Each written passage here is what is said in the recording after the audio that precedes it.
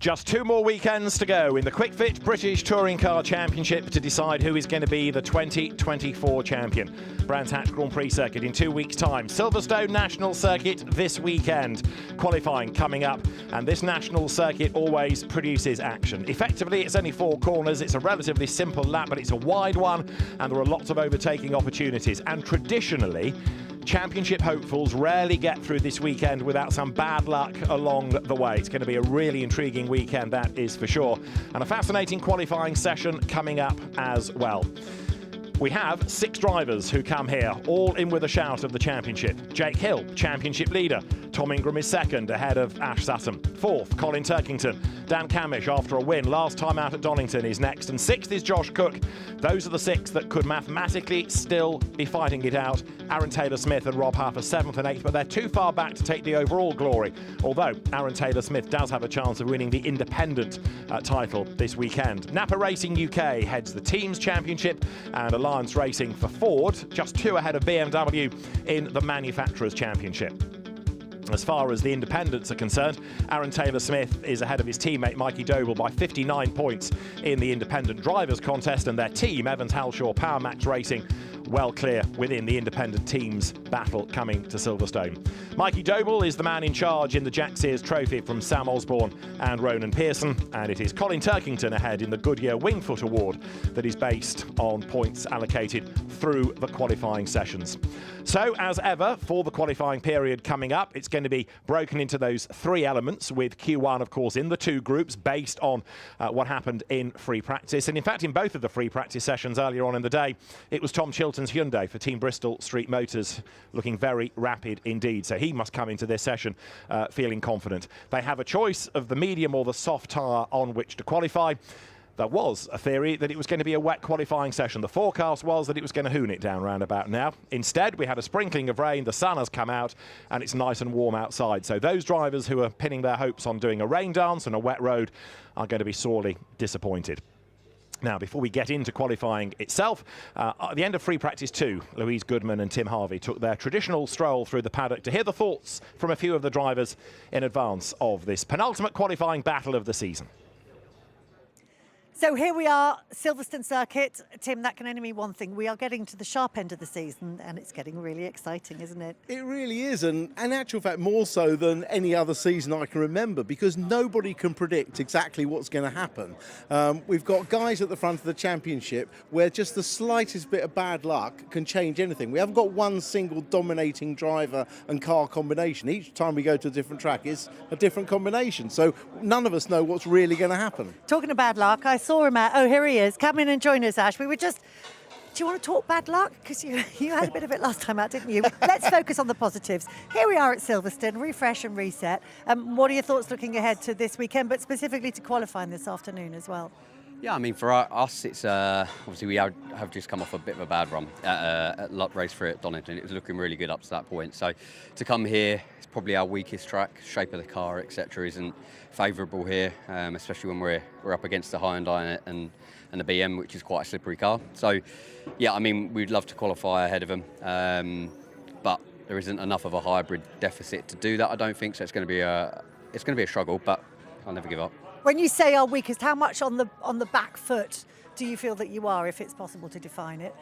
It's very hard to know the exact numbers and in terms of aerodynamics from other cars, but we could be looking at a 10th, maybe 2, just in pure straight line performance, which we physically can't do anything about. So, yeah, we have our strengths and weaknesses in terms of tracks, and this is definitely one of our weaker ones. Just got to bear this one. Ash, there are really only 4 corners here where the driver can make the difference, and it does put an onus on getting those 4 corners absolutely perfect, doesn't it?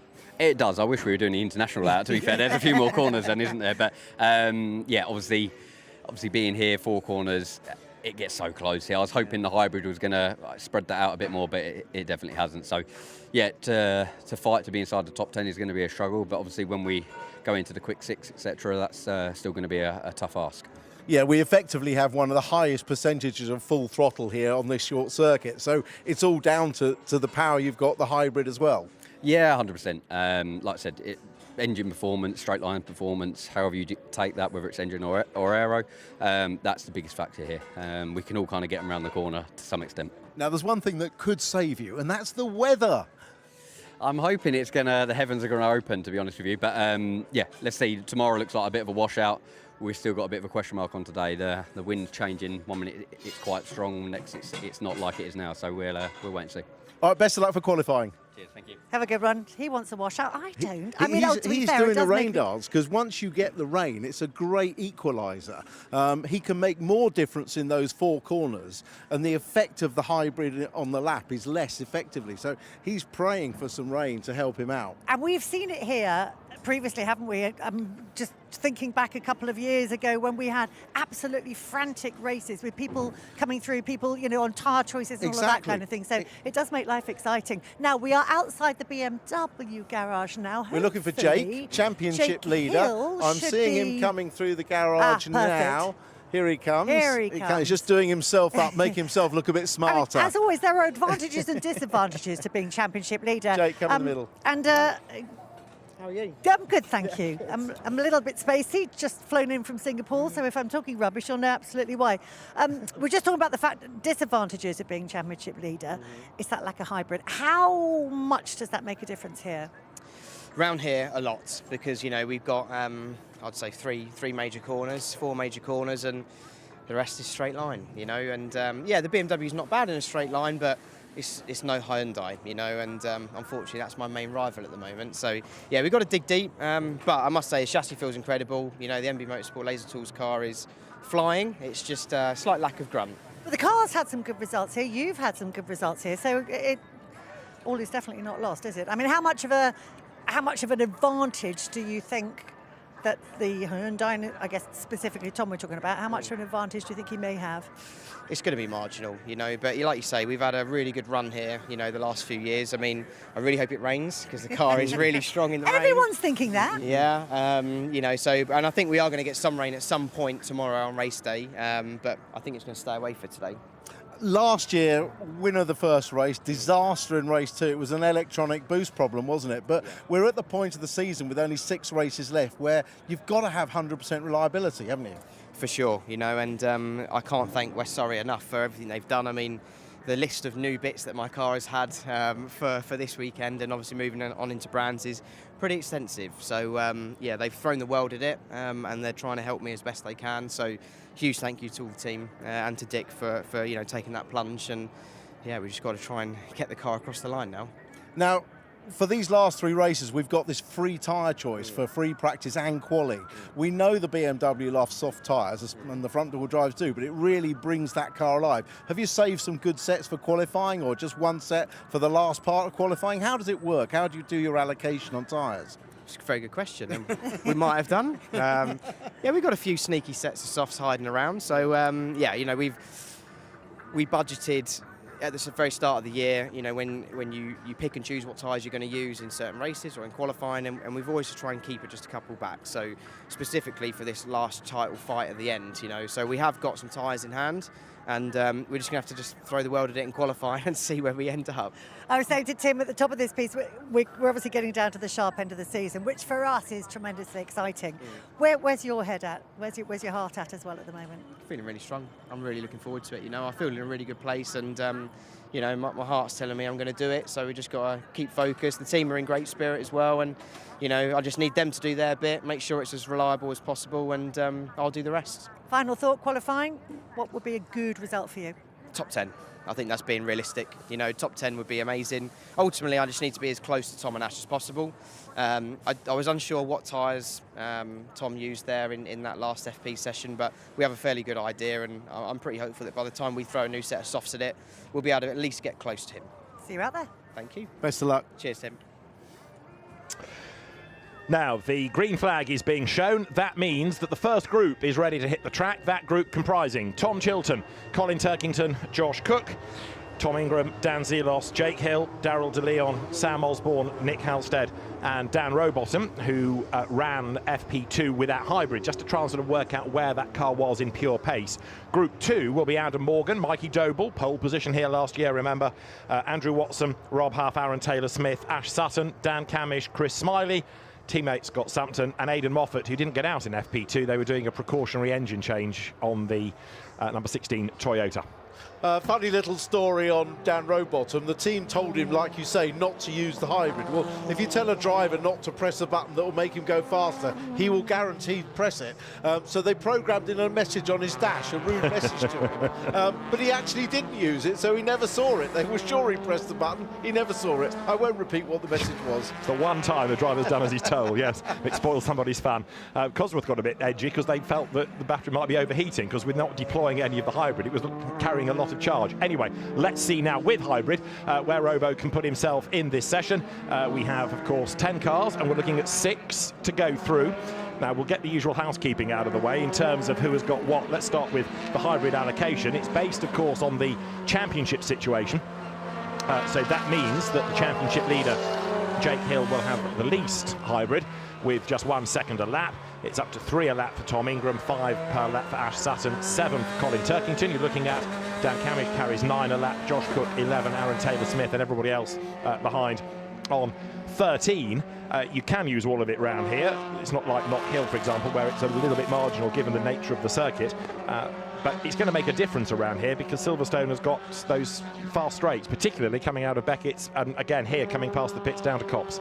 Very much so. And the other element on tyres is that, of course, we're in the free tyre allocation for the last 3 races. That's Donington here and Brands Hatch. So they're using their carryover tyres. And one initial thing I looked up, I managed to get the tyre stats from Mickey Butler. And in fact, Dan Rowbottom has the most number of carryover soft tyres. So he's probably got the best allocation as well as a good hybrid allocation.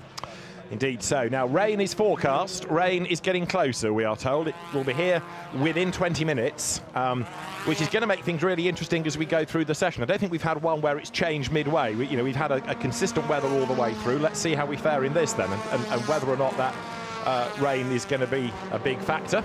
It's going to have one important element, and that's on the rubber.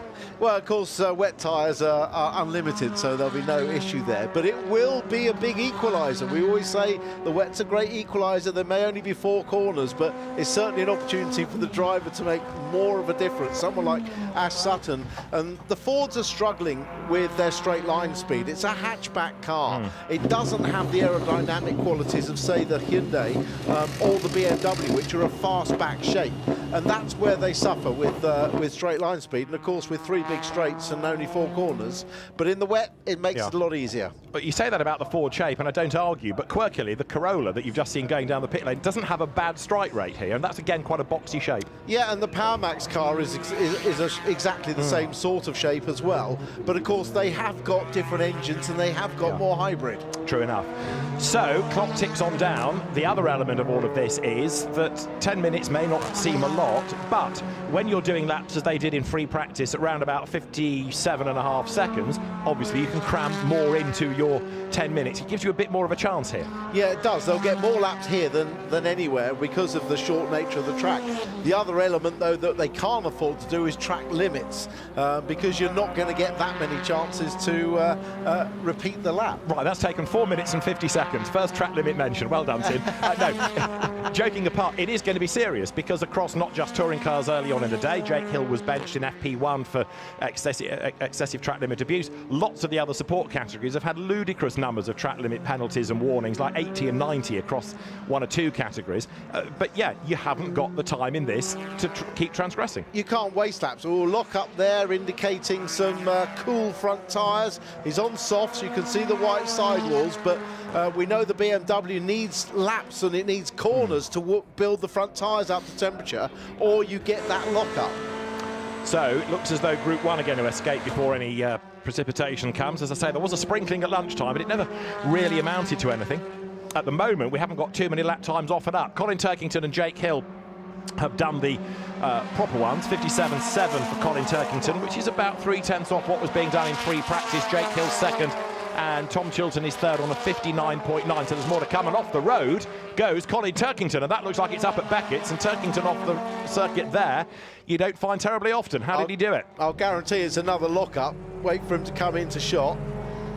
There you go. The inside wheel on this, you're turning slightly to the left, is the unweighted wheel. It's got the least amount of weight on it because the car weight is going to the right, and that's enough just to lock it up. That's why drivers try and get the steering as straight as possible. Now, it is quite warm, but they really need to get more temperature in those fronts for the BMW to come alive, to hook up and just feel good underneath the driver. No such problems for the front-wheel drive cars. They work their front tyres nice and hard, doing all the steering, accelerating, and most of the braking all through the front axle. Jake Hill now goes to the top on a 57.6, and Tom Chilton loses a lap time for track limits. So it's coming early in this session. On occasions we have very, very few, but right now it is starting to become more relevant. So Tom Chilton loses his best lap. Dan Zelos there going through, second touring car event, and he is second in the time. Sam Osborne is third ahead of Turkington, Rowbottom and Darrell de Leon. And after that you've got Chilton, who's just lost a lap, Nick Halstead, Josh Cook and Tom Ingram. There's a lot more to shake out of this. Hill's on a good lap. He set the fastest first sector of anyone. That was a purple sector. Coming across the line now, and does he improve his lap time? He does. He goes quicker, 57.4. Okay, so that puts Jake Hill then up to second. Josh Cook has gone top behind him by 0.141 of a second then. So Josh Cook, 57.324 fastest. He was on pole position at Donington, don't forget. So it's Cook, Hill, Turkington, Zelos, Chilton, Osborne. They would progress. That car, Darrell de Leon's Cupra, is 8th. He's just had a lap time taken off him. That's running on the Carlos 100% sustainable fuel. It's a test to see the next evolution of the fuel, to see how the fuel all works. Lock up from Darrell de Leon, but here's the start of something else for the British Touring Car Championship as it evolves 100% sustainable fuel. It's just that one car here, probably at Brands Hatch as well. It's very much a test, but it's going to be interesting to see what the feedback is from the team. This is Tom Ingram, and remember, he needs to get into that top 6, but he's only 8th at the moment with 2 minutes and change on the clock. But with only 3 seconds of hybrid use, and the full 15 seconds is worth about 5/10 over none at all, his job is quite difficult. The man who should be going through is Chilton, fastest in both of the free practice sessions. His quickest lap in free practice was a 57.2. He's not got near that yet. Okay, now Tom Ingram down in the first sector. Josh Cook's lost a lap, but it's not his pole lap. It was the one after it, so he's still safe at the top of the times. Darrell de Leon has lost another lap time. Tom Ingram breaks the beam and is 6th, though he's on the cusp. He's in, but if anybody else suddenly finds a fraction of a second, he's out. The margin between Ingram and teammate Chilton is 19 thousandths of a second. Well, ironically, it could be Chilton that knocks him out, couldn't it? Because he's definitely got the pace with the hybrid available to him to do that. Zelos into a good third place. And the margin between Cook and Hill, don't forget Jake Hill's only got 1 second a lap of hybrid, whereas Josh Cook has got 11 seconds a lap. It's 0.141 of a second between those two, and I think that Josh possibly has bailed now. He looks like he might have done enough for the session. As we wait for Tom Chilton to come up over the timing line, he will squeeze possibly 2 more laps out of this, and he's still 7th in the times. Tom Chilton still not able to go through. Dan Zelos looking good, and Darrell de Leon has now had 3 laps in a row lost to track limit offences. It looks to me like the sidewalls on Chilton's car are yellow. You tell me what you think, David, but that's the medium tyre. They look yellow to me. Yep, yeah. So I think he's trying to get through on a set of mediums, and they're not quick enough. No, and then keep the softs for the next part. But it is not working, as we say, because he is now 94 thousandths down on Ingram, who found a little bit more time on that last lap. This lap for Tom Chilton is down in Sector 1, down in Sector 2 as well. So, yeah, he'll squeeze 1 more lap out of it. But the tyres, as you say, they're just not working. No, he's taken a gamble, and it's backfired on him, because he definitely did his time in free practice on the soft tyre. So I think he's made a calculated error here in his judgment. This lap itself, again, not quick enough to get through. It's actually his 57.8, so it's not quick enough. No, he's about a 10th down, but he gets 1 more lap out of this. And don't forget, if Chilton goes through, it would bump out Ingram. So on the radio, they might be saying to Tom Chilton, and that lockup ain't going to help either, don't try and go any faster. Tyres aren't working, but I think he's done it anyway by squandering that lap through the lockup. That will preserve Ingram. Yeah, well, and in fact, Chilton's first sector, it wasn't the fastest first sector for him either, so he's down already. Another lap taken from Sam Osborne. This is Tom Chilton. He is still trying, but as Tim rightly says, the first sector was down, the middle sector was down as well. So although there's been a lot of energy in this lap, it ain't going to really produce anything, sadly, for Tom Chilton, who topped both of those free practice sessions. The lap record holder is Jake Hill, just to put that on the record. And as Tom Chilton goes through, he will end up 7th fastest, no improvements. Although, interestingly, Colin Turkington did an absolute best in the last sector as he took the checkered flag to be 4th. So there is Colin Turkington making his way then back towards the pit lane. Josh Cook is the fastest then. Dan Rowbottom up to 2nd, the margin being 0.121 of a second. Jake Hill is 3rd, and then for 4th in the times, Colin Turkington. Dan Zelos 5th, Tom Ingram 6th. They go through. We lose Tom Chilton, we lose Sam Osborne, we lose Darrell De Leon, and we lose Nick Halstead. We'll confirm that and put them in order. There, Josh Cook, 57.324 then is the time, and 0.121 of a second back, Dan Rowbottom. Then 21 thousandths back, Jake Hill, and 19 thousandths behind him, Colin Turkington. A further 28 thousandths back and you find Dan Zelos, and then just over a 10th before you get to Tom Ingram. Out go Tom Chilton, Sam Osborne, Darrell De Leon, and Nick Halstead. So that's the order then at the end of Q1 for Group 1. The last piece of information is that Dan Zelos had a lap taken off him, but it was not one that affected his lap. But Dan Rowbottom has had a lap taken off him, and it does affect things. It drops him to 5th. He stays in, but not for the first time this year. Robo suffers the track limit penalty, and he's lucky in a way. He drops to 5th rather than 6th, and he was 7 thousandths ahead of Tom Ingram. So he's still in the top 6. He still progresses. Yeah, so progressing is the only thing that matters in terms of getting into the next stage of qualifying. So he's okay, but you're right. Dan Rowbottom has flirted with track limits many times in the past. So he needs to be a little bit careful. Sam Osborne having a chat there with Richard, his engineer, the bald-headed chap in glasses, and of course his father Pete Osborne, who owns the team. Ingram out of the car, so he's out of the car for a little while. Some drivers like to sit in the car to stay in for the next session. He's out of the car, having a chat with the team. He clearly wants some changes, I think, made for the second part of qualifying as we get the second group out for their quali. Which will be headed by the Restart Racing Cupras. Scott Sampson ahead of Chris Smiley.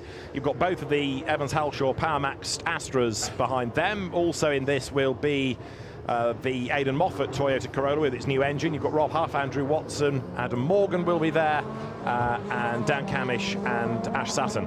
And the Camish and Osborne Napa Racing Fords, as is now the tradition at Silverstone, morph into Valvoline Fords with another of those sort of retro liveries, which always look pretty good. And cars now making their way out on track. Mikey Doble, pole position here last year, which was then rather wasted with him doing his 2 green flag laps in error, or on the instruction of the team, but it was their error. And we've got spots of rain, we understand, falling now around the circuit. Copse having a few spits and spots, but yeah, if they get the tyres up to temperature quick enough and it stays at that level, it won't be an issue. But if there's more heavy rain on the way, it's going to be a really interesting Q3. Well, don't forget the front-wheel drive cars like to do a couple of laps to warm the fronts before they cross them over, whereas the BMWs go straight out without crossing the tyres, although we have seen them actually do that in the past. And potentially, having seen lockups on Turkington's car, that might be something they employ later on. In terms of rear-wheel drive cars in this, we've just got Adam Morgan.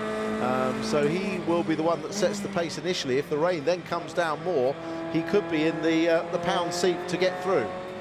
Scott Sampson straight back into the pit lane, and there is Adam Morgan then on track with Andrew Watson. I think Rob Huff stayed out as well. So the front-wheel drive cars in the main actually stay out, don't they? And we'll try and get a bit more warmth into the tyres before they cross. Ash Sutton, though, comes into the pits. Yeah, interesting. Only 2 cars coming in after that first lap. Everyone else doing a second lap before crossing tyres. So there's Adam Morgan in, as Tim says, the one rear-wheel drive car that we've got in Q1 Group B, Group 2, and he's on the tail of the 2 works Toyotas, Rob Huff and Andrew Watson, and you can see the amount of effort being put in to try and get some warmth into those tyres before they pit, before they cross. So through Brooklands they come, and heading towards the timing line Whether or not this is going to be one that gives us an Adam Morgan time, we will find out. Aidan Moffat now has a transponder problem. There's no signal coming from the transponder. We'll get a time out of him, but it might be slightly delayed. Yeah, now all the other cars bail into the pit lane to cross their tyres, and Adam Morgan continues. Saw a nice shot of the Silverstone Museum there, a spectacular venue now, that is. Even sells a certain book by a certain commentator friend of mine. Really? Yes. Have you bought it? No. Oh, okay. I recommend it. I'm waiting for a signed copy to be donated to me. Well, it's nearly Christmas. I recommend it. Yeah. Yes. So, thank you for the plug. You've read David Croft's book, have you? Close the door behind you, Harvey. With friends like you. Right, Adam Morgan, his initial lap was a 60.875, so we know there's more to come. And there, look, bright sunshine on Wellington Straight, so much for this rain at Copse Corner. Yeah, but look at the clouds in the background. It could arrive at any minute, but certainly at the moment, he's going to be the one to get his lap times in, isn't he? Is indeed, and they're sort of, in a sense, banker laps, just in case the weather conditions change. Steve Farrell, Adam's engineer, hugely experienced, former single-seater racer himself, will be on the radio talking Adam through this, and a 58.140 is offered up. And Andrew Watson has already had a lap time taken off him for track limits, and he hasn't actually done a lap time. It'll be the first flying lap, but it won't count for anything because it's the one that he's lost to track limit offences. Right, that's Aaron Taylor-Smith trying to go out, but Chris Smiley, the team, pulling that car back in front of him. Yeah, he quite rightly goes round the outside of him because he wants to get on with his lap. And he was already in the pit lane, so yeah, he carries on. Smiley comes out behind him. And we're down to just under 6 minutes, so the first four have rattled by. As you look at Adam Morgan, who has done 2 purples then, 2 absolute bests on this lap. And let's see where this is going to put him then in relation, not just to the rest of the group when they do a time, but in relation to those that progress, like Josh Cook, fastest out of the first group. Morgan to the timing line then, and as he breaks the beam, it is a 57.489. Good time indeed, only a tenth away from the lap record, or the qualifying record set by Dan Camish back in 2020 of 57.34. So that's a good time. They have been going quicker than that today, but just for you eagle-eyed tyre spotters, if you look at the sidewalls, you've got the white sidewall. You can just see it's a white one as opposed to a yellow one. That indicates he's on the soft tyre. So he switched the lights off now, so yeah, that's his qualifying run done, at least on these tyres, or on this lap. He might do a cool down and go again, but he's not on it at the moment. Possibly to wait and see what everybody else is doing, because as we now have 4 3/4 minutes to go, it is Morgan, Sumpton, Sutton, Moffat, the order, but Moffat's time is a notional one, and there are lots that haven't yet done a lap. So Adam Morgan has put in a benchmark lap. Now perhaps sit tight, see what everybody else is up to, and as Tim suggests, push right at the very end of the session. Ash Sutton then, reigning champion, and accelerating towards the timing line. He will go through now, breaks the beam, and that puts him back up to second on a 58.4, and he loses that to Aidan Moffat behind him, 58.0. And then Camish goes second, 57.7. Well, the Fords, as we said, have been struggling in free practice. Ash Sutton himself was well down the ordering in free practice, so that's a little bit better from him, and Camish as well. Mikey Doble has gone through, but he's down to 8th because Aaron Taylor-Smith is ahead of him and a little bit faster. So Morgan, Camish, Scott Sumpton 3rd, Moffat, Sutton, Huff, they are the 6 that would go through if things stay as they are. Andrew Watson's had another lap taken off him. He's down to 10th and he doesn't have a lap time to his name. No, but we know that the Astras, Taylor-Smith, Doble, they are quick cars, so they're capable. We're on board with Aaron Taylor-Smith now as he comes onto the straight, pulling the gears. You can see the gear indicator, middle of his dash, 6th gear. Watch as he goes down the gears, sequential, push the lever forward, 5th, 4th, 3rd finally as he hits the apex. He'll probably hold 3rd just as he goes up towards Luffield. A little bit out on the first apex, then back in to straighten the steering and get the car pulled 4th just as you come out the corner, then 5th as you go through Woodcote, and he'll just take 6th gear as well across the start-finish line. There it is. Mikey Doble then to the top of the times. Mikey Doble fastest, 57.3. Aaron Taylor-Smith is briefly up to 5th, then down to 6th on a 57.695. And Ash Sutton has got himself back into the top 6 at the moment. Out are Sumpton, Moffat, Watson, Smiley. but so many drivers are losing lap times. I'm surprised with the number, actually, given there are only 4 corners and given that they know that they shouldn't be doing it. Well, there's only one corner, they're even monitoring. It's true. There are 2 judges of fact on that corner. So they have got good line of vision on it, and it's the exit of Cops, but it's a corner that makes a big difference to lap time if you carry more speed in and run a bit wide. So drivers all know it, they all know what they've got to do. The other aspect that we've seen in qualifying here before is cars teammates towing each other around, but there are so few laps available to each, they just can't afford to be doing that. They've got to get on with their own program. When you had a half-hour session, you could spend some time doing it, but not when you've got such a limited number of laps. Right, Mikey Doble, Adam Morgan, the top 2. Rob Huff has had a lap time taken off him, so he's down to 3rd. Camish 4th, Taylor Smith 5th. Chris Smiley now up to 6th, though that means that Ash Sutton is out, Andrew Watson is out, Scott Sumpton is out, and Aidan Moffat is out. Now Moffat's slowest, towing Sutton. You've got 2 drivers here the wrong side of the quick 6. Yeah, well, Moffat did actually give Sutton a tow all the way down the straight, but then dived out of the way before Luffield. I think he probably hindered him rather than helped him. We'll see if this lap comes across the line any quicker. Time for another 2 laps for Sutton. Stays where he is. Yeah, it was a better time, but it didn't improve his position, and Aidan Moffat was slower, and he's still 10th. Aidan has not had a good season in terms of qualifying. I think only once as he got out of Q1. And he's struggling once more. But look now, Aidan Moffat is getting the tow off Sutton, and Sutton can't afford to abort the lap rather than give him a tow, because Sutton's trying to get through himself. So there you see the best sector times. Rob Huff in the 1st and 3rd sector, Adam Morgan in the middle. The perfect lap would be a 57.2 as opposed to a 57.3, so about a 10.5 quicker. Huff up to 2nd, 0.111 behind Mikey Doble. And this is Ash Sutton then, 3-wheeling into Luffield. He's going to get 1 more lap out of this, as will Aidan Moffat behind.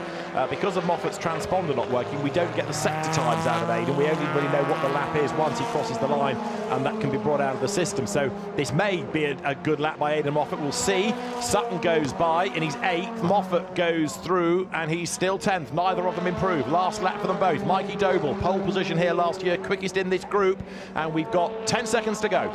Yeah, well, I thought the Astras Paramax cars would come strong once we got to qualifying. Didn't think that was a particularly good lap for Aidan Moffat, because the gap between him and Sutton had actually stretched out, and Sutton's itself was not enough to get the car across in the top 6. Checkered flag as Scott Sumpton and then Chris Smiley lose a lap time, but they were outside the 6 anyway. So Doble, Huff, Morgan, Watson, Camish, Taylor Smith, they look as though they're going to go through. And Ash Sutton throws the car into Luffield. Big slide, catches it. Great to watch, but that's not going to help the lap at all. Well, as you say, there's no lack of commitment from Ash Sutton, as you'd expect. He tries everything he can, but with no hybrid, or effectively just a few seconds worth of hybrid, that was always going to be a tough ask for him. Yeah, just 5 seconds for him, and slow straight line speed. In fact, he ends up 8th in that session, half a second down on Doble's best time. Watch this, he floats the car beautifully through Brooklands and then chucks the car into Luffield on 3 wheels. The left rear can't cope with it. Look at the black line it leaves. He actually gathers it up beautifully and connects with the apex, but of course that's not really the quickest way around the corner. So that is the first time Ash Sutton has not made it into Q2 all season. So that's a significant scalp, especially given that he's trying to fight here for the championship. He's going to start race 1 mired towards the rear of the field. Yeah, he is, and he's seen others go through. Obviously, his rivals, Jake Hill, Tom Ingram, Colin Turkington, and teammates Camish all gone through, haven't they? So not good for Sutton, but we know Sutton the racer, he can do the business come Sunday, especially if it rains. So let's have a look then at the result of Q1 Group 2. Mikey Doble, the fastest from Rob Huff, Adam Morgan 3rd. Andrew Watson got it all together in the end to go 4th ahead of Dan Camish, with 6th being Aaron Taylor Smith. They progress, we lose Chris Smiley. Ash Sutton, the reigning champion, is out, so is Scott Sumpton, and so sadly once more is Aidan Moffat. Aidan likes to joke about the fact he doesn't really want to work too hard on qualifying day, save himself a race day, but there is a frustration, I'm sure, that he's not a better qualifier. Yeah, definitely, and I don't know why, because In the past, he has done it. I think this format just doesn't suit him for some reason. But we know that Aiden has good one-lap pace in him. We've seen it in the past. So a little bit strange, but we're set for a great Q2 when 12 of them will be reduced to the final 6. And it's going to be a struggle for some of them to get through. Certainly for Ingram, I think it's going to be a struggle. Now, of course, the circuit that little bit busier. 12 cars, not the 10 that we had out of the groups. From Group 1, Josh Cook, Jake Hill, Colin Turkington, Dan Zelos, Dan Rowbottom, Tom Ingram. From Group 2, Mikey Doble, Rob Huff, Adam Morgan, Andrew Watson, Dan Camish, Aaron Taylor-Smith. They are the 12 that will take to the track, and it's 6 that will go through. So half the pack here will be disappointed, and you take those 6, of course, into Q3, and that's where we form the sharp end of the grid. But inevitably, there are going to be some disappointed drivers. Chief amongst them, I would have thought, Ash Sutton. Yes, he knew he was always going to be up against it, given the limitation of the hybrid that he's got. But as the umbrellas go up and the spots of rain fall, there are people with less hybrid who have made it through. Yeah, definitely. So it does make a difference. Look, it's half a second between everything and nothing. But look, this rain is definitely coming down. This is definitely coming down now. And there's tyres being taken off. They're going to wonder about what's put on.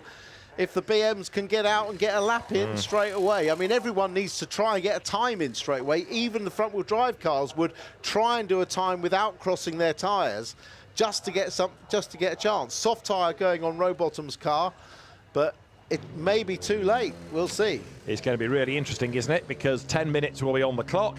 Waterproofs are being donned by the marshals we can see out of our window. That's Tom Ingram ready to go. If you can get warmth into the tyre quickly and get a lap in before the weather worsens, then you're in the pound seats. But it rather depends how long before the green flag comes, how quickly you can get out there, how quickly you can warm up the tyres, and how quickly the weather deteriorates or indeed improves. Yeah, and this is one of those occasions where the cars that have just come in Group 2, the front-wheel drive cars, they will have hot rear tyres already on the car. They could just put a pair of fronts on and go straight out. Whereas the front-wheel drive cars that were in Group 1, the tyres have all cooled down. It's a lot harder. Well, it's a very disappointed Ash Sutton, as we were suggesting. He's got a lot to explain, I suspect, Louise. Well, let's ask him. I mean, to be fair, Ash, you said when we spoke before the session this was always going to be a tough ask. Was it even tougher than you thought it was going to be? Yeah, I'll be honest with you, a little bit more, well, far more tougher than what we thought. We did a 0.8 in FP2 with a medium tyre, so we stuck a soft on at the end, got a bit of an idea, and theoretically we were on for like a 5 in FP2. So to only be able to do a 0.9 is a bit of a kick in the backside, if I'm honest, but this makes the rest of it a lot harder. And ironically, the rain that you wanted is now just come about to 2 minutes, if that, after the session ended. Yeah, I've got the unlucky 6 there, haven't I? Let's be honest. The old dice didn't roll my way. So, yeah, I mean, makes it tomorrow harder, but I like a little race from the back. It's going to be wet. Let's see what we can do. It's going to be synchronised rain dancing in this garage tonight, isn't it? I think so, yeah. Obviously, for me to be the only car out, it's good to see everyone else through, but not ideal for our championship fight. Hello. Cheers, thank you. Right, green flag has been waved. Cars are out on circuit. There was much sucking of teeth, Tim, a moment ago, as you were looking out of the front of the car. This is really touch and go. I'm pretty sure they've all gone out on slicks, but I'm looking at the track and I think it's really touch and go whether you can switch those slicks on or not. Aaron Taylor-Smith still in the pit lane, possibly with a problem. I was wondering whether he might be waiting to see what the weather did, but no, I think there's a bit more to it than that. There's work going on.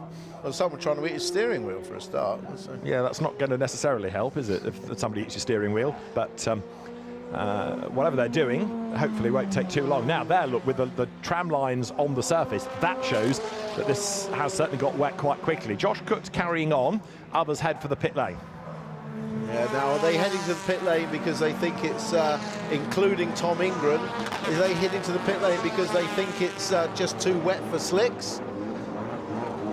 We'll have to watch what happens in the pit lane. The BMWs are trying to get a time in. Hill is trying to get a time in. Turkington's trying to get a time in. There's 8 minutes left on the clock, so they can afford to do a lap or two before coming in for wets.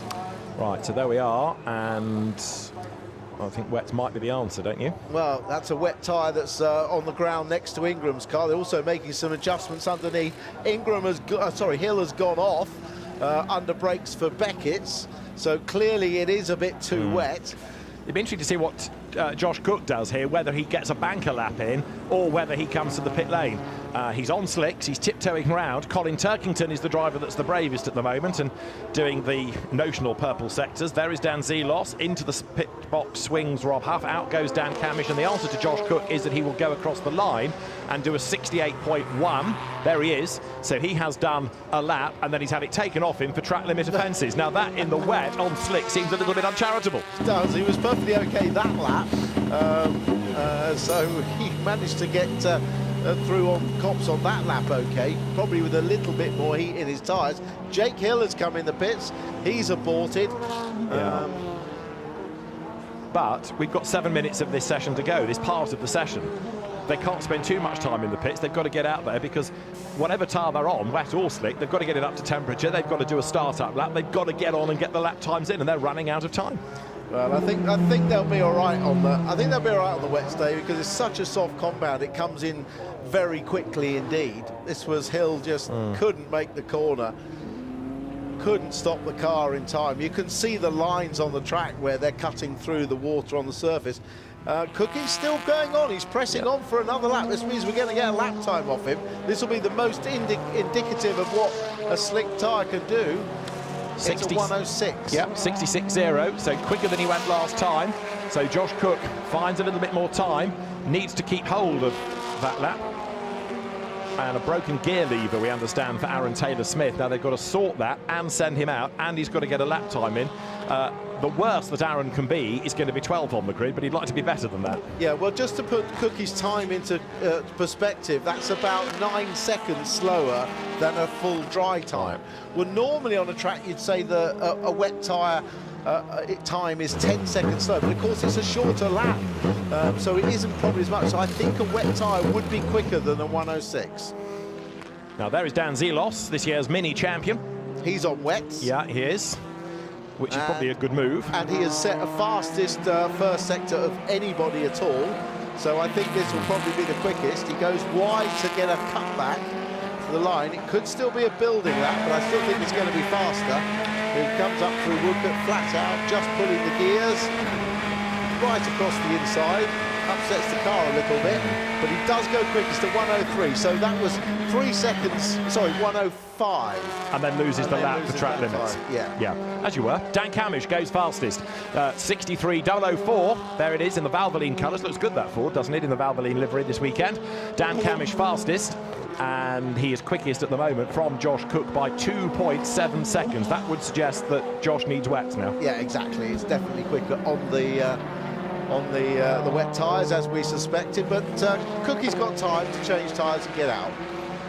Aaron Taylor-Smith still not yet out. As you look at Tom Ingram, remember we've got 12 for this group and 6 will go through, and Tom Ingram wants to be amongst them, but it's going to be tough for him as he comes now up towards Luffield, the 2022 champion in the fights for a second crown. 3 times this year he's been on pole position, but this could be a bit tougher. Yeah, Cookie, look, in the background coming into the pits. I think he's left it a lap too late. The team would have radioed him with Camish's time straight away to say that it's quicker on wet. So he's coming in, but he's probably only getting time after they've changed the tyres for maybe 1 lap right at the end. So it's really touch and go for Cook. Right, so looking on board with Mikey Doble, he is on wets. I think pretty much everybody is on wets, bar Cook now. He will be having to make that call, otherwise he's going to drop out of that top 6. At the moment it's Ingram the fastest, Zelos second, Camish third, Watson 4th, Morgan 5th, Rowbottom 6th. They are those that will progress, although Mikey Doble has done 2 absolute bests. Here he is, last corner through Woodcote, up to the timing line, breaks the beam, goes second, misses out on being fastest by 13 thousandths of a second, just ever so slightly down in the last sector. So Ingram, Doble, Zelos, Camish, Watson, Morgan. That's your top 6. So Rowbottom 7th, he gets kicked out. Huff, Cook, Turkington, Hill, they're all out. Hill yet to do a time. Yeah, the BMWs like it when it's really wet. They don't like the halfway house. It's actually wetter now than it was at any point in this session. Is it wet enough for the BMWs to switch on their tyres? Tom Ingram's lap has been taken off him, and it was his last lap, which was not his quickest, so it doesn't really matter, doesn't affect things. So Ingram stays at the top. There is Jake Hill, who now goes up to 6th at the expense of Adam Morgan, 1 BMW in, but you've got 2 out because Morgan's 7th and Turkington 11th at the moment, missed the cut, 2 minutes and 36 seconds to go. So this is Jake Hill heading through Maggots up towards Beckett's. Brakes as hard as he can in the greasy conditions, gets the car to turn in. That is Josh Cook making his way down the pit lane to rejoin the session with 2 minutes and change on the clock. This is going to be touch and go. Yeah, he'll get round and he'll start the lap, so he'll get 1 lap. But don't forget, he's got no heat in those rears at all. So his adventure, if you like, into Copse on his first flying lap could mean that he goes wide and has a track limit infringement. He's certainly not going to have enough temperature in the tyre. He stopped too late. So Josh Cook now turns out of Beckett's, and Dan Rowbottom has had a lap taken off him. He's down to 8th in the times. But right now, you've got Ingram, Doble, Zelos, Camish, Watson, Hill as those that will go through. And Aaron Taylor-Smith is now finally on track. Yeah, and in fact, he's going to get 2 laps. I've worked out Cook will get 2 laps. That's Colin Turkington, who is only 11th. This is a flying lap. Last one was an out lap. This is a flying lap. This is one to watch. Yep, so far, personal best as you'd expect, but not an outright best. Mikey Doble has just gone through. So has Josh Cook. Onto a flying lap now. And here, coming out of the right-hander of Beckett's, BMW's heading down towards Brooklands, underneath the vehicle bridge. You can see the amount of spray being generated. Colin Turkington then, number 20 for Team BMW. And if Colin Turkington were to get in, of course, it will be at the expense of teammate Jake Hill. Yeah, but they're both going for the championship, so there's absolutely no team orders between that team. No reason why he shouldn't. This is on board with 49 seconds to go. Then we'll have 1 more lap. And Turkington's getting a very nice toe, actually, isn't he? Yes, he is, coming over the line, and as he goes through, he's fastest, a 62.551. Colin Turkington is in, and out is Jake Hill. Also dumped out Andrew Watson, because Turkington, Ingram, Doble, Taylor-Smith, 4th after his late start, Zelos and Camish. That's the top 6, wow. And it's all on this lap for Jake Hill, isn't it? But it looks like Turkington is quicker behind him. Yeah. Again, right. Once again. Although he doesn't improve in the first sector. Josh Cook up to 4th, 62.7, so that knocks Camish out of the top 6 now. Yeah, and Cook's just started. He did that on his first flying lap out of the pits. That is incredible effort by Josh Cook, and he's on another lap now. I'm sure somebody was getting worried about tyre temperature for him, but Josh Cook rises to the occasion, and the flag is out as Jake Hill accelerates his way now through the right-hander of Luffield. Dan Rowbottom has gone through, but he's only 11th. So a frustrated Robo ends the session without being an improver. Dan Zelos has had another lap time taken off him, and he's down to 6th, so he's getting very vulnerable now, is Dan Zelos. Jake Hill to the line and takes the flag. He's 9th, so Hill has gone, he's out. Turkington is still the quickest, and Ingram 2nd has taken the checkered flag. It is 62 thousandths between them. So both Hill and Sutton have not made it through to the last 6. The irony of all that is that Sutton would love these conditions, wouldn't he? Crossing the line comes Aaron Taylor-Smith. No, Mikey Doble. He's crossed the line. Everyone's crossed the line now. So the top 6 are going to be for the final session of qualifying. Turkington, Ingram, Doble, Cook, Aaron Taylor-Smith, and hats off to Dan Zelos, back for another run with the Bristol Speed Motors Hyundai, and he's through into the top 6. And therefore he's through for the first time. A delighted Aaron Taylor-Smith putting himself 5th, and that was a good effort. I mean, let's not decry anybody's efforts in that, but Aaron Taylor-Smith particularly, with all the stress, if Aaron ever suffers from stress, he's so laid back, but a late start into the session, that gear lever problem, and then he's able to deliver, goes 5th, makes it through. Excellent effort.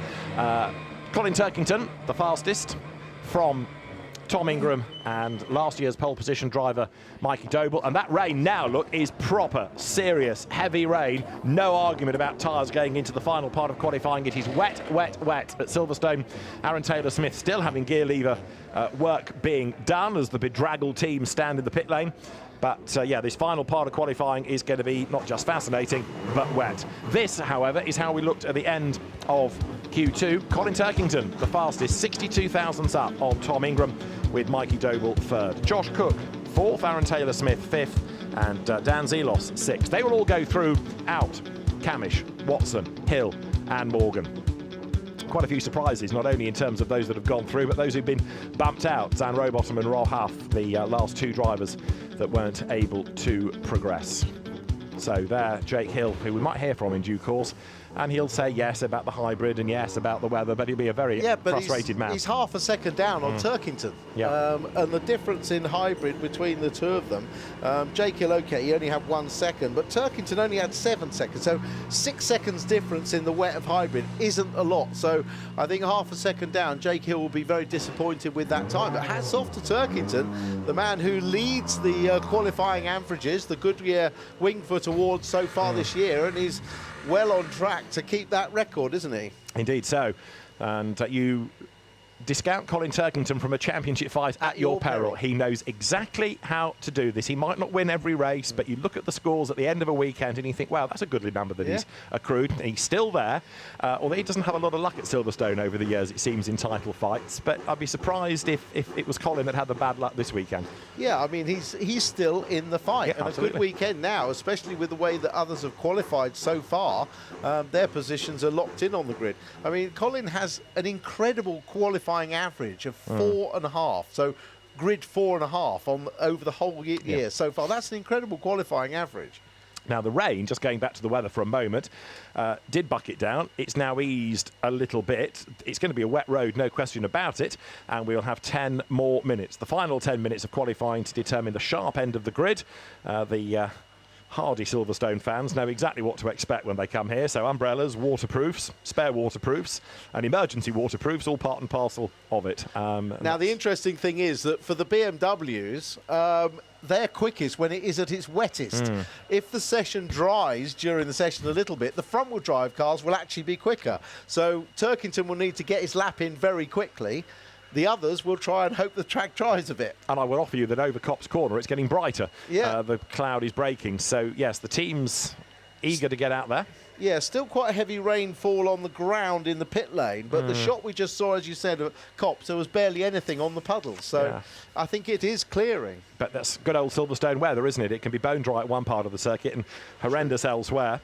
So even on a short circuit like this. Yeah, quite. Yeah. I mean, I think you're probably just worried about your walk to the BRDC clubhouse and getting wet, aren't you, David? Well, I'm sure you'll lend me your umbrella. You're I'm sure. Such a kind chap. Teams doing the last adjustments to get a sort of wet setup. At least they can do that in the break between sessions. And Dan Zelos, green flag waved. I asked Ash Sutton how long it took to change the setup to a wet setup. And he said, in actual fact, we don't really change very much. He said, the setup we run works very well with the wet, so they don't need to do a lot. Others we see changing roll bars and all sorts of things underneath, don't we? And the one thing that we also see is ride height as an issue sometimes if it goes from wet to dry. Now, Jake Hill has had his own issues in that qualifying session. It could be a long list, Louise, couldn't it? It could indeed. Jake, you said to me before the session you'd be quite happy to be in the top 10. Now that's a reality. Yeah. How happy are you? Yeah, not so much. Funny that. It's only because obviously Tom is obviously quick in the rain just then, and yeah, just didn't quite switch it on. I don't know. I felt like the rear tyre pressures were just through the roof. It was great for that outlap. You know, I came out of the pits and I thought, wow, it feels amazing. You know, and then the more and more we did, the rears just fell off a cliff. So unfortunately, I just didn't have the traction to do it. And obviously, Colin came out that a bit later, and everyone saw the pace he had. So yeah, it's in it. It's just I've just messed it up. Did you think the rain might actually play into your favour there, or would it still be the same? It's not the rain, it's the execution in the rain that's gone wrong. I think so, but also I was a bit shocked about how quick we actually are in the drive. You know, I think a lot of people probably were. I was able to do the time I did in FP1 with full hybrid with just the 1 second just then. So the car was magic in the dry. It really was beautiful to drive, and you know, it bodes well for if we've got a dry race tomorrow. But obviously right now it's a bit annoying. Right, so tomorrow you're going to need eyes in the front and back of your head because you've got one championship contender in front of you, another one behind. It's all right, it's fine. We'll just focus on the one in front. See you out there. Thank you. So that's Jake Hill's story, and the final part of the qualifying story is being written right now. Green flag has been shown, and Colin Turkington you're riding with heading up towards Beckett's, and you can now start to see just exactly how slippery the road is going to be, how much rain there is. We've got 5 of the 6 out. Dan Zelos not yet having gone out on track, but you know the worst he'll be is 6th. Yeah, well, Jake very much underlining my point that actually the track needs to be very wet for the BMW to really work, otherwise it overheats its rears, and that's why Colin Turkington is absolutely on it from the get-go. He wants the track as wet as possible so he doesn't overheat the rear tyres, and he's trying to set a lap time immediately. He'd love to do the time he did in that last session, which I think was a 1:02.5. So here he comes up towards the line, although Aaron Taylor-Smith behind is looking even quicker, but Colin will offer up the benchmark lap. He'll be the first one to go through and does a 62.9, but Aaron Taylor-Smith has come steaming up towards the stadium, and he will do a time in a moment. You're riding with him. So Aaron Taylor-Smith a 62.2, that's nearly 7/10 quicker than Turkington. Yeah, that's a lot quicker. I think actually it's not wet enough for Colin Turkington to repeat the time he did before. I think I know these are such fine margins between when the car works and doesn't. I mean, it really is very fine margins, but we'll see from Colin's next lap whether he's able to match the pace he did before. See, look at that. There's not a lot of standing water, is there? And that means that the rear-wheel drive BMW just overheats the rears, and you get the problem that Jake Hill was talking about, lack of traction.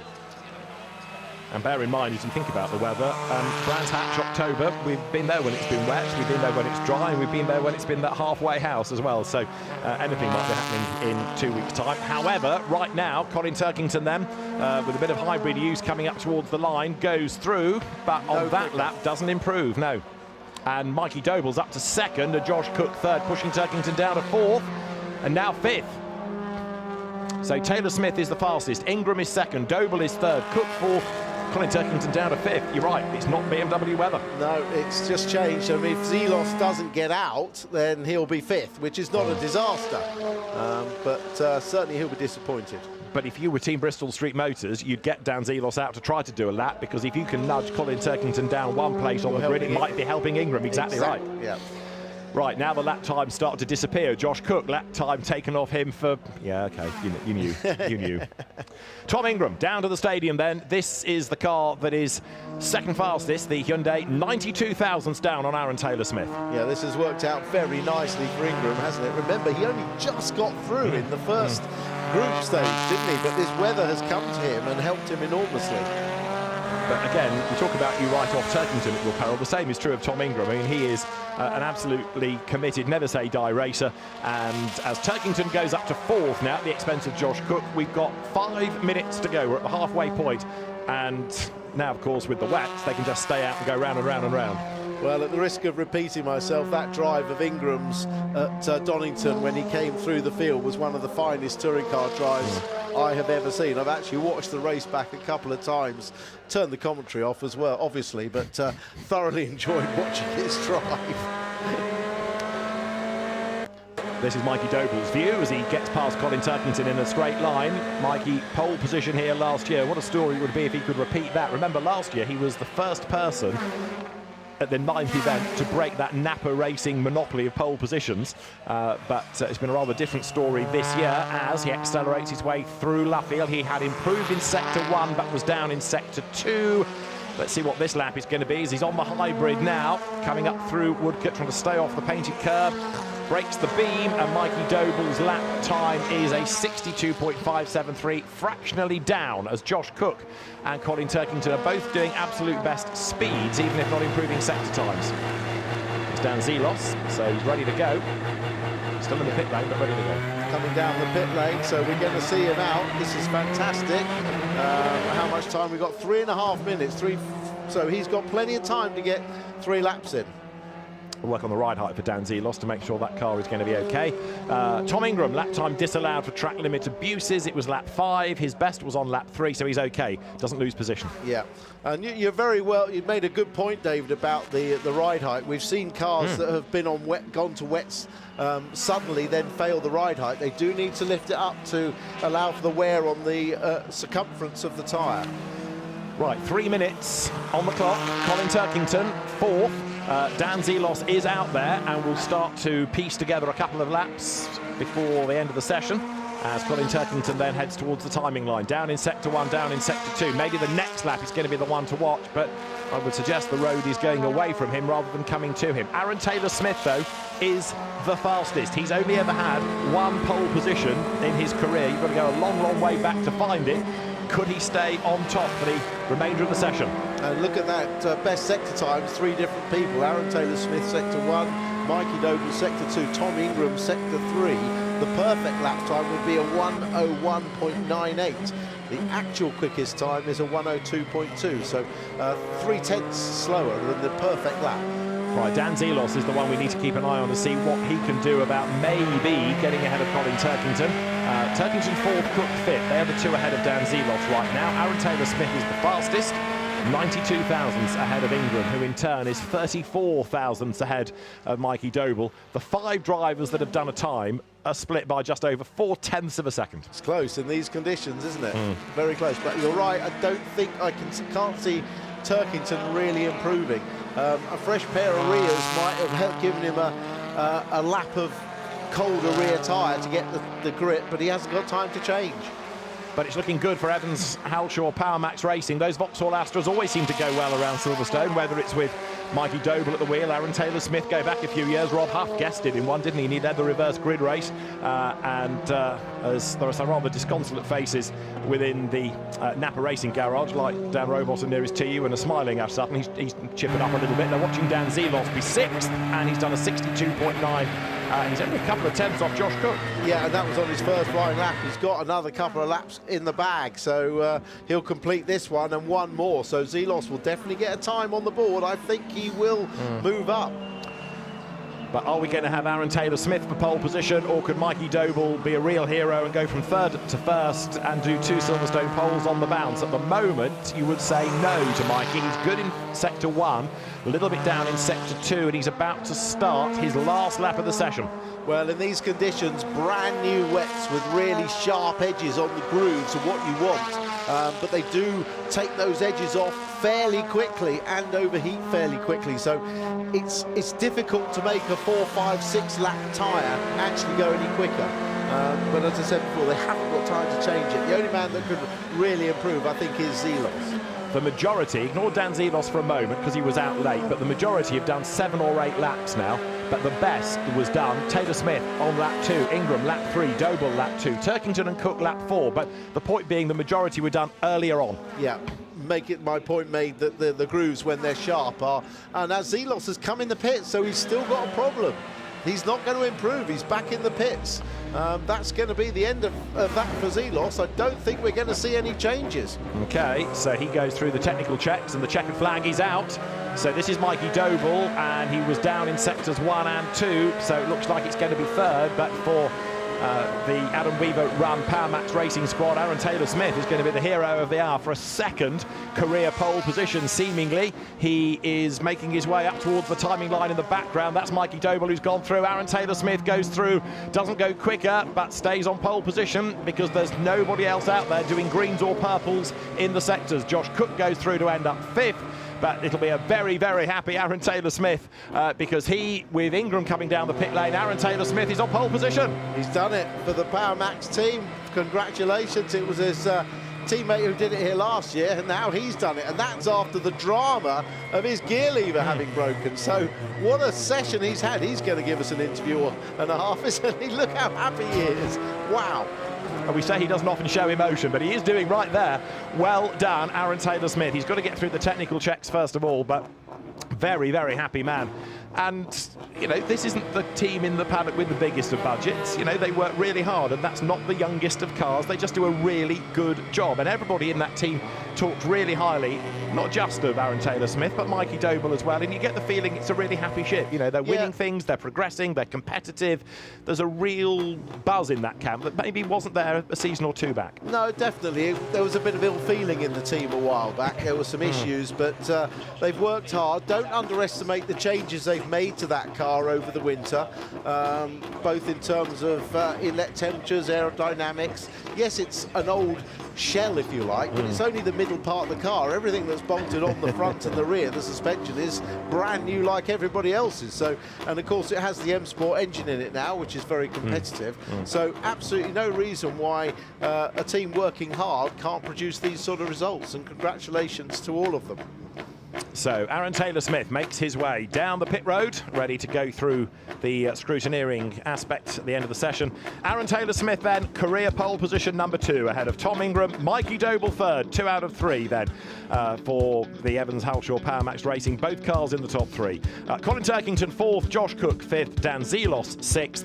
Those 6 drivers covered by just a gnat's over 6/10 of a second. And the Vauxhalls then 1st and 3rd on the grid. That's Mikey Doble's car, making its way through that technical check. And once happy, he'll be released down the pit lane. Of course, the national circuit, ride height. There's some issues there. Yeah. Was that Mikey Doble's? It was. I thought it was Mikey Doble. Or Aaron Taylor-Smith's car. I thought it was Mikey at the front of the queue. I think you're probably right, but that definitely had issues. Yeah, it is Doble. You could see the TOCA technical team taking pictures. It is Doble 88. Yeah. They were taking pictures of the roller not going under for confirmation. That could obviously be a problem. Well, we need to watch what happens to Aaron Taylor-Smith as well, because all of them really. Yeah, but particularly the pole man. I'm thinking if one car's got an issue, the other one might as well. The last pole for Aaron, 2015 at Thruxton. Gosh, it's been a long, long wait for a second career pole position. No problem for Turkington's car.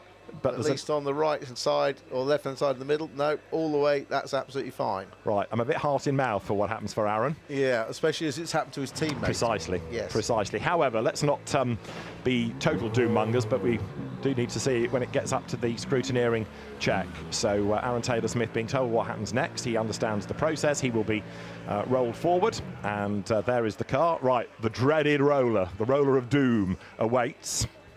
So the marshals are going to push the car forward. I've become awfully nervous all of a sudden. I know. Yes.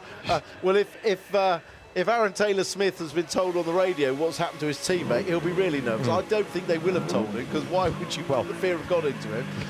Lift up in your seat a bit, Aaron. Yeah, right. Yeah, jump up and down. Yeah. I don't know. Okay, it's okay there. It's okay there. That was well clear. That's all right. That's going to be okay. Yeah. It's under. Yeah. I think we're happy. Yeah. So we can confidently say career pole position number 2 for Aaron Taylor-Smith from Thruxton in 2015. Oh, they're just checking the side. They are. The side, and they're doing it with the camera there. And Alan Gow's had a walk over. So good. No, it's not. That is not so good. Oh no. It didn't go under on the left-hand side, and they took a picture of it to prove it. Just like Mikey Doble's, the camera, and Alan Gow stands there and looks at it. Yeah. So that'll all get reported Sam Richards to the is there as well. Yeah, the technical delegate. Right. I'm not sure how this interview is going to go, Louise, whether it's going to be a happy one or a disappointed one or a frustrated one. We could be talking about Tom Ingram for pole position in the end, which would be career pole 10. Did Aaron shake his head there as he drove away? Shake, yeah. I think they may. Yes, I think the message has got through. He's done all of it. Pole's gone. He's lost his pole position after all of that. So he'll clamber out of the car. Now, we have to go off the timing screen as it is, and at the moment it still has Aaron Taylor-Smith at the front. Well, he's looking happy now. Well, so he's pretending, isn't he? He knows. Well, he's doing a very good job of pretending. Yeah. He's hoping he can bluff his way through this. Yeah. Well, the bluffer's guide to Aaron Taylor-Smith's body language will be ascertained in a moment. So far, everybody's being given a hug. Everybody is smiling. There's no despondency. There's no doom and gloom. There's no worried expression. Well, there's no doubt he's done a good job in the car. That's true enough. So, in a moment, Aaron Taylor-Smith can explain all, whether he's had a message on the radio or not. He might have quite a lot to say for himself after all of this, but whether it's going to be happy Aaron or frustrated Aaron, we will find out. Louise is down there, and Aaron Taylor-Smith, provisional pole position at the end of qualifying. If it stands, it will be a second career pole. If it doesn't, he's going to be absolutely seething. But right now, Louise, he's smiling. He's extremely happy at the moment, yes. So let's first of all talk about the problems earlier on in the context of where you've ended up on the timesheets. Fastest. Was it like I did one lap in Q1 and broke the gear leader off? And Adam rightly so said I probably spent too much time at the gym. So it just snapped off in my hand, and like God love the crew, they were sweating trying to get it changed. We obviously got out for a tiny bit in Q2, did enough to get through, and then I just felt confident to push on. Like it's one of those ones where actually I was nearly in tears. I was like, I can't believe that we've done this. From like thinking I wasn't getting back out to sticking on pole. It's just mental. Like it is a credit. Like they saved today getting that fixed. Without them, wouldn't have even been out on the track. A fantastic drive, as you say, fantastic work from the crew. But not wanting to rain in your parade, we could see the technical guys looking very closely at the left-hand side of your car. What have you got concerns? Nah, like at the end of the day, like it cleared it. So to me, it's always going to be tight. You're running on a fine margin. So no, there's no performance advantage from the side anyway. If you have a low front ride out, it's a performance advantage. It was tight, but it's fine. Like we just celebrate what we have. We put it on pole. That's all I care about. I mean, starting from front tomorrow would be just the most amazing. You're looking to have a fantastic weekend anyway, aren't you? With what's potentially there for the grabbing, the titles that you could get. So starting from the front would just make that so much easier. Makes it 10 times easier. You know, there's no cars in front of me. And the key that I'm going to focus on, I'll ask Mikey for tips for not 2 green flag laps. But like all we do is get our head down. It's easy from the front. Like all I have to do is just not crash and we will be fine. So I'm over the moon. Makes it sound easy. You make it sound very easy. Well done. Well done. You. Right, let's go over and make our way carefully through the cars and grab the man starting, well, definitely from the front row. Great result for you. Yeah, really good result. I didn't, if I'm honest, I didn't expect to be lining up on the front row this weekend. So just goes to show what a bit of weather can do. Thank you, Alan, for organising the rain. Are you saying that wouldn't have come without the rain then? Did you not have the pace in the car on dry? No, we've got the pace, but we haven't got the hybrid. Yeah. That's the contributing factor here. I was confident enough of our speed in the dry would just about have got us, you know, into sort of the top 8, I think, realistically. So when it rained, it was a kind of a reset for everybody, and it just meant that we all kind of had to we all sort of had to get on with the job. We had no sighting laps, you just go straight into it. The tyre only gives you a lap. So for us all, it was a bit of a close your eyes, hope for the best, guess your braking zones, hope they're there or thereabouts, and go from there. So really, really pleased. Team Visual Street Motors has done really well. It's difficult in those sessions. We obviously have an allocated amount of time between the sessions, and you know how long's left of the session. And we used the time. We used all of the time. Rather than sitting there getting hot and getting flustered, we used the time, made changes that we needed to make change. We all stayed calm, and it was the right thing to do. So it just goes to show, focus on yourself and think of the bigger picture. I don't know where Jake is, I don't know where Ash is. I've been focusing so much on ourselves. We're okay, we're all right. They're behind you, mate. You are. Great news. Really good. Look, tomorrow's another day. We've gathered 2 of every single animal we can find. We've gathered all the wood we can find to make a massive boat, because it looks like it's going to be that needed tomorrow. See you out there. See you out there. Well done. Right, let's run down our line of cars.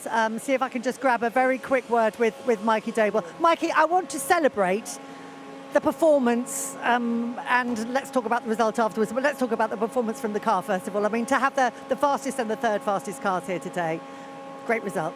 Absolutely, yeah. I mean, you know, the work we put in to get the cars to this point now is unbelievable. But I think any other circuit, I'd be over the moon with a P3, but coming into the track where I got my pole position last year, you know, I wanted lightning to strike twice, but yeah, P3 is still great, and obviously pleased for the team to get the pole position again for the 2nd year in a row. So at least I don't have to make the decision on how many warm-up laps it is tomorrow. I wasn't going to mention that. What I do have to mention, though, is it looked as though there were a few problems with the roller on the down at technical. Are you aware of that? I'm sure you are. Yeah, I mean, I saw them struggling to get it underneath. Whether it was a failure or whether it was, you know, it just got under, I don't know. But I don't even know where that would put me on the grid. But for now, I'm just assuming I'm P3, and wherever I end up starting is what it is. You were super quick, that's the important thing. Well done you, well done you. Just one more man I want to grab a word with, and that is Dan Zelos. Dan, come down here, because I have to say that was a fantastic result from a driver in only his 2nd But, and getting a fist pump from Josh Cook. I mean, that says it all, really. Take it from the other drivers rather than from me. What a great result. Yeah, it's absolutely fantastic. We know in the dry that we'd have decent pace. We were building in free practice, and the Team Bristol Street cars felt absolutely amazing. So now I've learnt the car a bit and things. I'm thinking a little bit more about my driving and improving that. And yeah, we got through in the second one. I was like, it's brilliant. Then it got even better, and then it was raining, and we didn't really plan to get this far either. So I'm just over the moon to be here. It's absolutely fantastic. You had to sit there in the pit lane for the while the team adjusted the ride height. What was going on with your heartbeat at that point? Yeah, it was fairly intense. We didn't even plan to put loads and loads of fuel in it because we didn't really expect to get this far. Maybe I should think a little more of myself. But yeah, so we just left it for that one flying lap, and yeah, I made a slight mistake in it. It could have been slightly better, but I think I've done a good job for Team Macklin, and I'm just so happy to be here in the first place. Car's great, raining tomorrow. I mean, the sky is high, isn't it? Exactly. So I'm very close to people like Tom and that. So yeah, I'll be learning a lot in those first few laps, and I'll just have to make sure I get my elbows out. Well done, you. Cheers. Thank you. Back to you guys. Louise, thanks very much. Well, provisionally, let's keep using the word, at least for now. It is a good session for Evans Halshaw Power Max Racing, and that lap from Aaron Taylor-Smith, putting him at the top, something special. The road now is getting drier. There's one more support race to come here at Silverstone.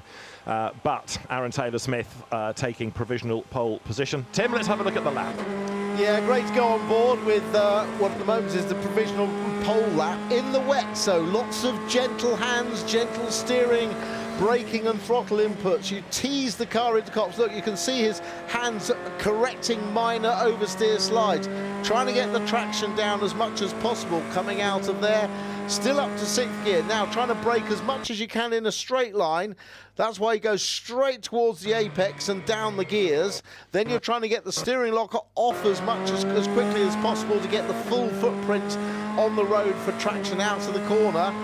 Easy to drive down the straight, that's the easy bit. When we get to Brooklands, he's got to work a bit harder. Generally, you'd brake quite a lot on the turn, but here you do all your braking, or most of the heavy braking, in a straight line. Hook up a little bit of that curb, up towards Luffield. Look how wide he's going. There's more grip on the outside of the circuit. Then he brings it in for a late apex again, so he can unlock the steering, up through the gears, not using the curb on the outside because of the wheel spin it would induce.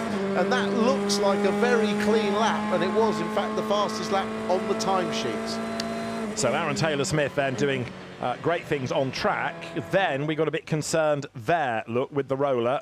Not looking great if you look to the left-hand side of the car. It may have gone under at the front, but I'm not convinced about the side, and that's where the concern is. Yeah, look, they're all going over now to have a look. Alan Gow, Sam Riches, all the technical team, and photographing it as proof of the problem. And unfortunately, there's no leeway on technical rules.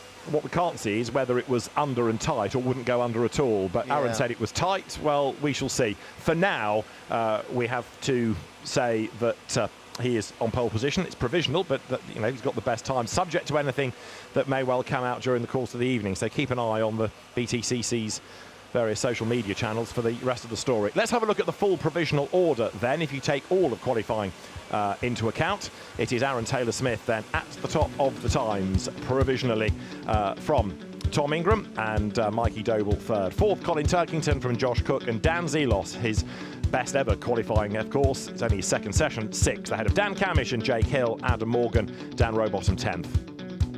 11th, Andrew Watson ahead of Rob Huff, then Tom Chilton and Sam Osborne. Chris Smiley comes next at 15th from Darrell De Leon. Ash Sutton 17th, he's going to be a man to watch in race one, isn't he? Ahead of Scott Sumpton, Aidan Moffat and Nick Halstead in 20th.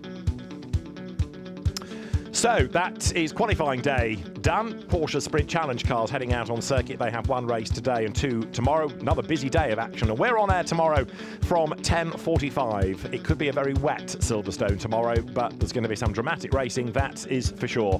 Thanks for your company today. We'll see you again tomorrow. From Louise Goodman and Tim Harvey and David Addison, it's goodbye from Silverstone.